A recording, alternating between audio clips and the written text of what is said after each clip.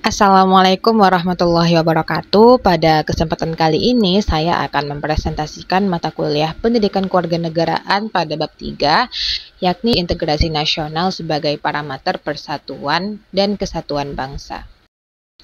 Integrasi nasional merupakan suatu proses yang bertujuan untuk mempersatukan perbedaan yang ada dalam masyarakat Indonesia yang sangat majemuk.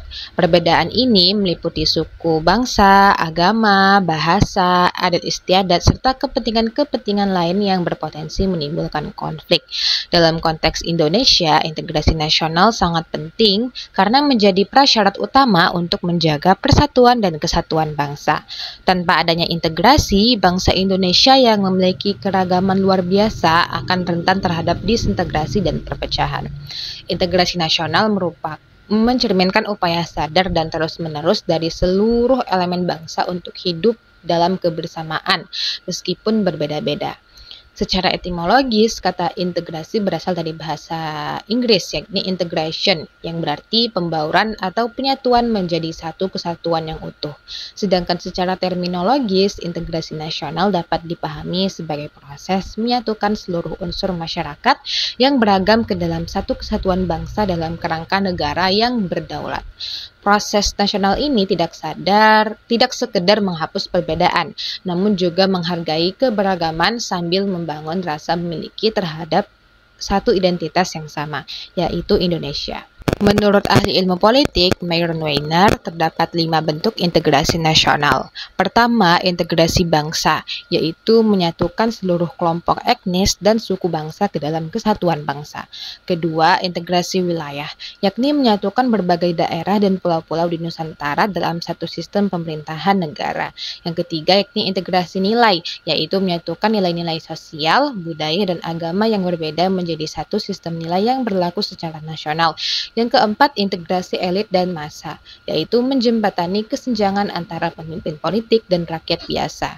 Yang kelima, integrasi perilaku, yakni menyelaraskan pola perilaku masyarakat dari berbagai latar belakang agar selaras dengan semangat kebangsaan dan kenegaraan. Integrasi nasional mencakup 3 bidang utama, yakni ada politik, ekonomi, dan sosial budaya.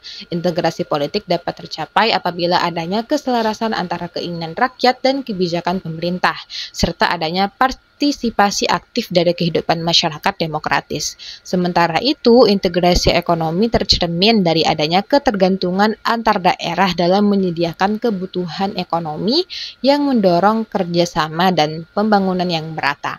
Sedangkan integrasi sosial budaya tercermin dari adanya toleransi, saling menghargai, dan semangat gotong royong di tengah perbedaan budaya dan keyakinan. Urgensi integrasi nasional sangat tinggi, terutama bagi negara-negara baru seperti Indonesia yang memiliki sejarah kolonialisme, keragaman etnis, dan kondisi geografis yang luas serta terpisah oleh laut. Integrasi nasional menjadi syarat utama bagi keberlangsungan negara, karena tanpa itu pembangunan tidak akan berjalan efektif dan konflik horizontal akan terus mengancam. Fungsi integrasi nasional antara lain menciptakan identitas nasional, menjaga keamanan dan stabilitas, serta menjadi landasan bagi pembangunan nasional yang berkelanjutan. Untuk memperkuat integrasi nasional, terdapat 5 faktor utama yang sangat menentukan. Pertama, adanya ancaman dari luar yang memicu rasa kebersamaan dan nasionalisme. Yang kedua, peran kepemimpinan politik yang mampu mengayomi dan menjadi teladan dalam persatuan. Ketiga, keberadaan lembaga-lembaga kuat dan kredibel yang dapat menjamin keadilan dan aspirasi rakyat. Yang keempat, ideologi nasional seperti Pancasila yang menyatukan seluruh perbedaan dalam satu nilai kebersamaan. Dan yang kelima, pemerataan pembangunan ekonomi yang mengurangi kesenjangan antar wilayah dan memperkuat rasa keadilan sosial.